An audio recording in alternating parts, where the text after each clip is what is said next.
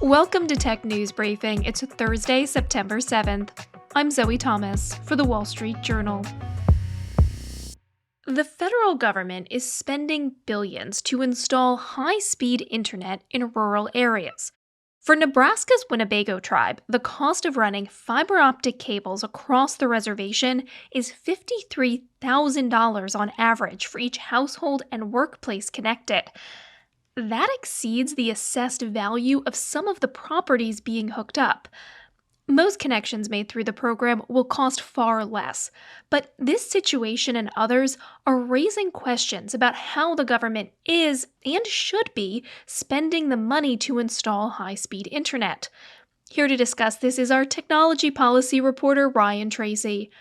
Ryan, can you give us a little bit of background on these efforts to boost access to high-speed internet? After COVID really laid bare the fact that everyone today needs internet access to participate in the economy and to be part of our society, the government really ramped this up, and we've seen a number of new programs created.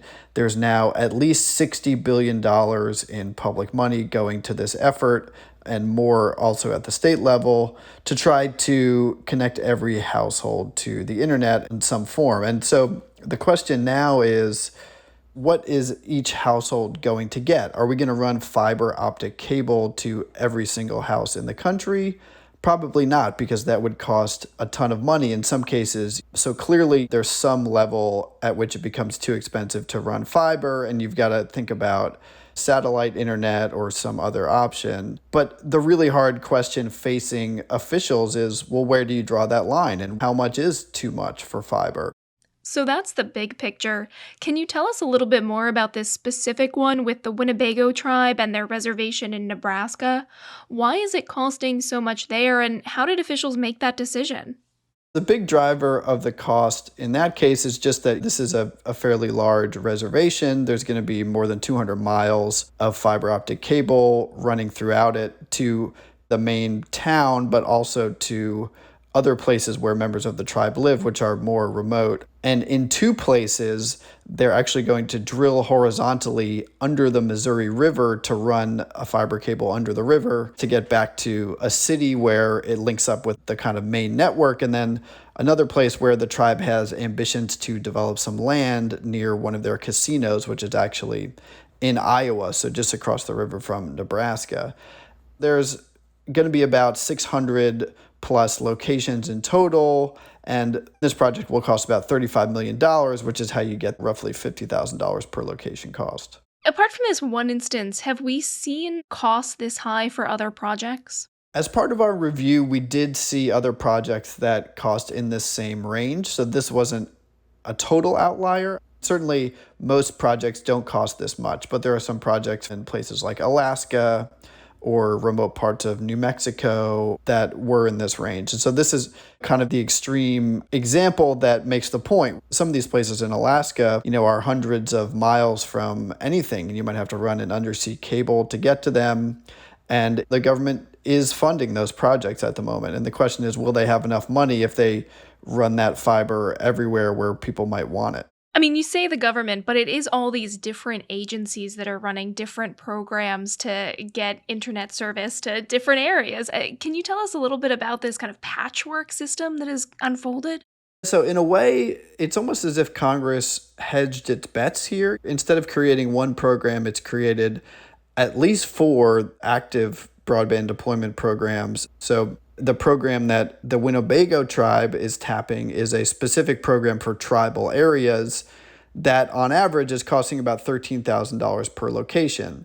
There's an FCC program that dates back to the Trump administration that is more like less than $2,000 per location. And there are other programs from other agencies that are in between. And so we really do see a wide variance that appears to be driven by where these programs are choosing to send the money. Is it a more remote location that's going to cost more? But also just by things like how the program is structured and how much competition they are creating for these grants. We're talking about maybe some of the limitations, but what are supporters of these programs and the expansion of high-speed internet saying about the cost and just the efforts overall?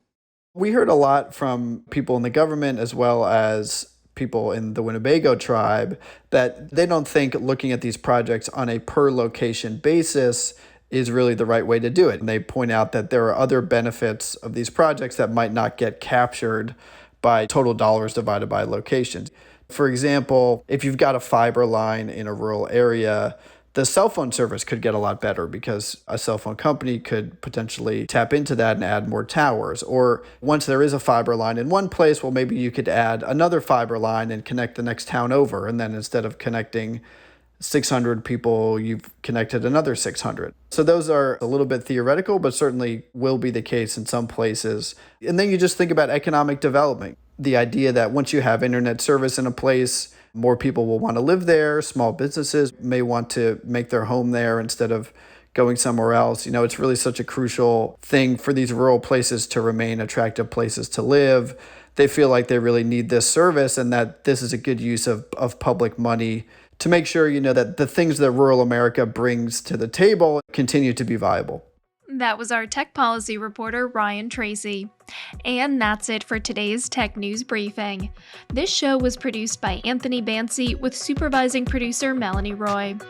I'm Zoe Thomas for the Wall Street Journal. We'll be back tomorrow. Thanks for listening.